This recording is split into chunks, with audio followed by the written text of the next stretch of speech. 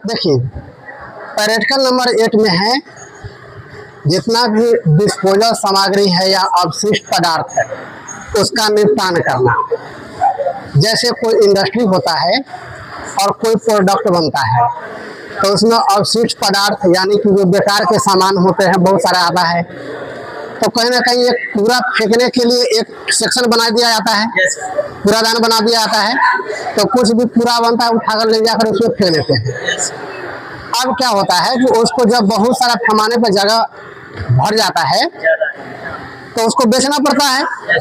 आप गांव सब में या कहीं भी देखते हैं कि एक कूड़ादान या कचरा का डब्बा कचरा वाला आता है, अपना कचरा खरीद के ले जाता है। तो वैसे कचरा बहुत सारा जब इकट्ठा हो जाता है तो उसको बेचना पड़ता है। तो जो ऑनर होगा फैक्ट्री का वो थोड़ा ना आएगा, वो तो किसी मैनेजर को सौंप देगा कि यहाँ पे इतना कचरा हो गया, इसको निकाल कर बेचो या उसका क्या हो सकता है उसको करो। तो ये करना है।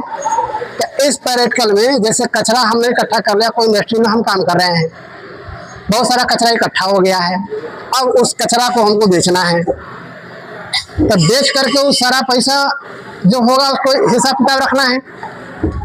तो प्रैक्टिकल में है डिस्पोजल मटेरियल्स का निपटान करना, ठीक है, मतलब बहुत सारा इकट्ठा हो गया उसको निपटान करना है।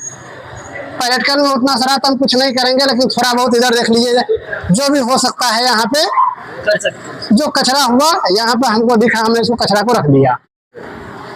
सारा कचरा उठा करके एक साथ ही इकट्ठा कर देना है। जब आप बेचते हैं तो हर चीज का कीमत अलग अलग होता है।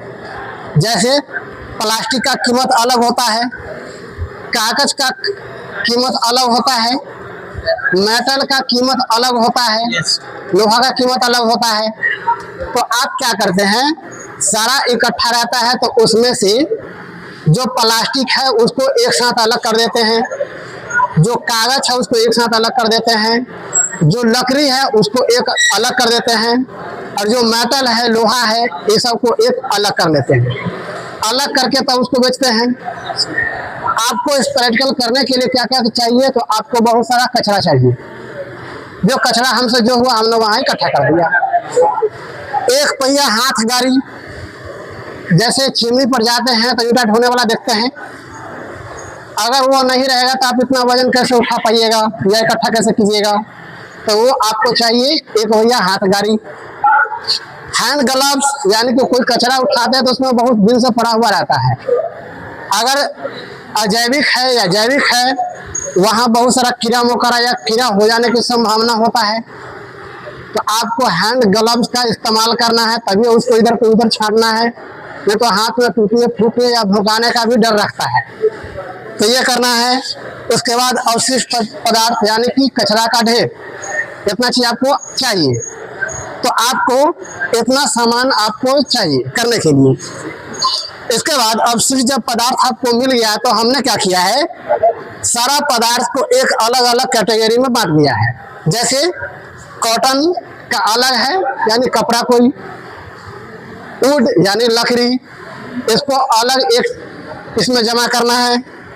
मेटल यानी कोई लोहा का धातु हो, रड हो, छड़ हो, सरिया हो, ये सब का एक तरफ कर लिए। एक प्लास्टिक यानी कि एक सारा प्लास्टिक जो भी है उस सब का एक साथ हम अलग अलग कर लिए।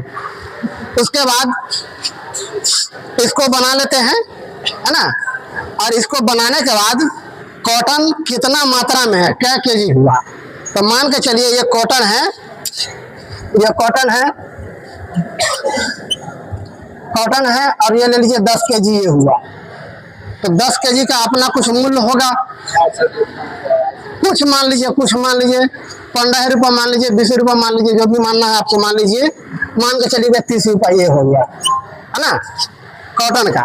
उसके बाद क्या है, वुडन है यानी लकड़ी, अगर इसका इस्तेमाल है तो आप बेचने वाला खरीदने वाला अगर खरीदेगा तो ठीक है, नहीं तो क्या करना, उसको कहीं लेके जमा करके जला देना है। मेटल है यानी लोहा का सरिया वगैरह है, कोई रड उड है तो तो बिक सकता है, उससे हमको पैसा अर्न हो सकता है, तो हम कर लेते हैं मेटल। ये हो गया मेटल।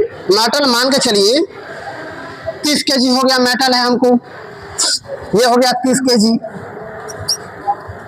ये मेटल है। अब 30 kg का कुछ ना कुछ वैल्यू होगा अपना। तो जितना रुपया का हो गया, मान के चलो 250 रुपया का हुआ, ये हो गया 250 रुपया का।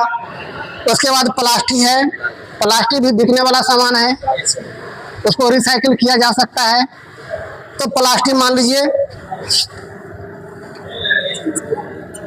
प्लास्टिक मान लीजिए 20 किलो, मान लो 20 kg मान लीजिए। ये लीजिए हमने प्लास्टिक 20 kg कर लिया।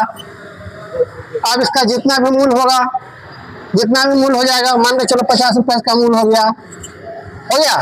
अब सारा को मूल्य जोड़ करके हम यहाँ लिख देंगे, ये वाली हो जाएगा कितना पैसा हमको आया।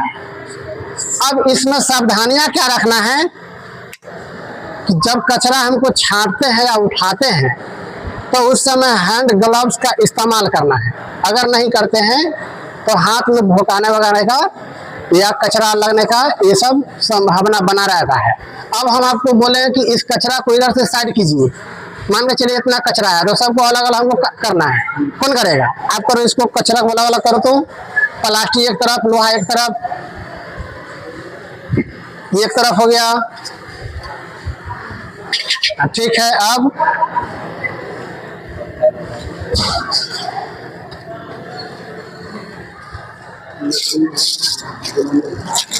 अब देखिए, तो इसमें क्या है कि ये हमको रिसाइकल होने वाला है, इसको अलग कर लिए, ये भी रिसाइकल होने वाला है, इसको अलग कर लिए। ये वाली अगर बिकने की सामान नहीं है, ये तो बेकार है। पूरा फेंकने का या निपटान करने का, बेचने का ये कोई स्किल है नहीं। लेकिन फिर भी आपको प्रैक्टिकल दिया है कि घर में रहता है तो पूरा ही फेंकने वाला, बेचने वाला भी सीखना है क्या? नहीं, सीखना यह है कि तरीका क्या है।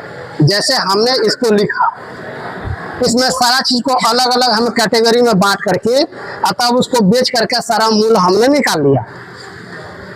तो यह तरीका है। जब आपसे ऑनर पूछेगा कि मेरा इतना पूरा था, ये सारा पैसा कितना का बिका, इतना पैसा क्या हुआ, तो आपको हिसाब उसको देना है।